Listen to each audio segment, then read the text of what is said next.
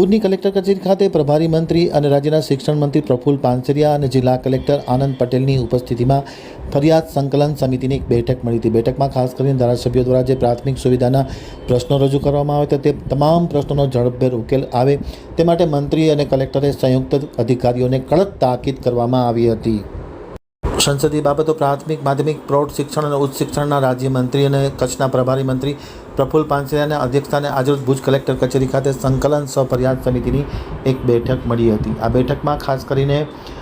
ધારાસભ્યો દ્વારા અલગ અલગ પ્રકારના પ્રશ્નો રજૂ કરવામાં હતા, જેમાં ગૌચર, બિસ્માર રસ્તાઓ, તળાવ સુધારણા,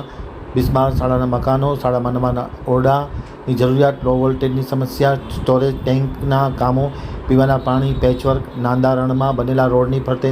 સંરક્ષણ દિવાલ બનાવવા સહિતના પ્રશ્નો રજૂ કરવામાં આવ્યા હતા. ખાસ કરીને ધારાસભ્ય કેશુભાઈ પટેલ, ધારાસભ્ય માલતીબેન મહેશ્વરી, ધારાસભ્ય વિરેન્દ્રસિંહ જાડેજા, ધારાસભ્ય પ્રદ્યુમનસિંહ જાડેજા તથા માલતીબેન મહેશ્વરી સહિતના લોકોએ અલગ અલગ પ્રશ્નોની રજૂઆત કરી હતી અને પ્રશ્નો શાંતિથી સાંભળી અને પ્રભારી મંત્રી પ્રફુલ્લ પાનસેરિયાએ તાત્કાલિક અસરથી પ્રશ્નોનો ઝડપભેર ઉકેલ આવે તે માટે સંબંધિત અધિકારીઓને પણ સૂચના આપી હતી. અને પ્રફુલ્લ પાનસેરિયાના આ સુરમાં જિલ્લા કલેક્ટર આનંદ પટેલે પણ સૂર પુરાવ્યો હતો અને તાત્કાલિક અસરથી સમયમર્યાદામાં પ્રશ્નો ઉકેલાય તેવી તાકીદ કરવામાં આવી હતી. બેઠકમાં જિલ્લા વિકાસ અધિકારી ઉત્સવ ગૌતમ, પશ્ચિમ કચ્છના એસપી વિકાસ સુંડા, પૂર્વ કચ્છના એસપી સાગર બાગમાર, ગાંધીધામ મ્યુનિસિપલ કમિશનર નિતેશ પંડ્યા,